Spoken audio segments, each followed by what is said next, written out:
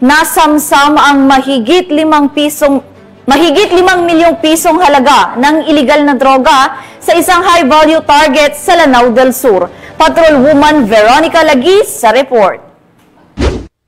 Nasamsam ang 5.1 milyon halaga ng shabu mula sa naarestong high-value target sa isinagawang drug by bus operation ng mga operatiba ng Marawi City Police Station sa Barangay Basak, Malutlot, Marawi City, Lanao del Sur nitong 11 ng Hulyo taong kasalukuyan.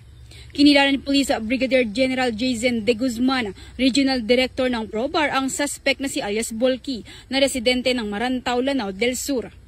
Ayon kay PB Gen De Guzman, naging matagumpay ang naturang operasyon dahil sa pinagsanib pwersa ng mga tauhan ng Marawi City Police Station at Lanao del Sur Police Provincial Office na nagresulta sa pagkakaaresto ng suspect at pagkakasamsam ng 750 gramo ng shabu na nagkakahalagang 5,100,000 pesos. Sa ngayon ay hawak na ng otoridad ang suspect at mahaharap sa kasong paglabag sa Republic Act 9165 o Comprehensive Dangerous Drugs Act of 2002.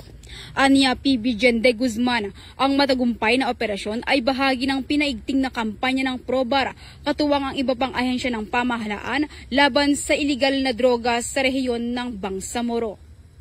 Mula rito sa rehiyon ng Bangsamoro, ako ang inyong Police News Network correspondent, Patrolwoman Veronica Lagi, alagad ng batas, taga-taguyod ng Balitang Pulis.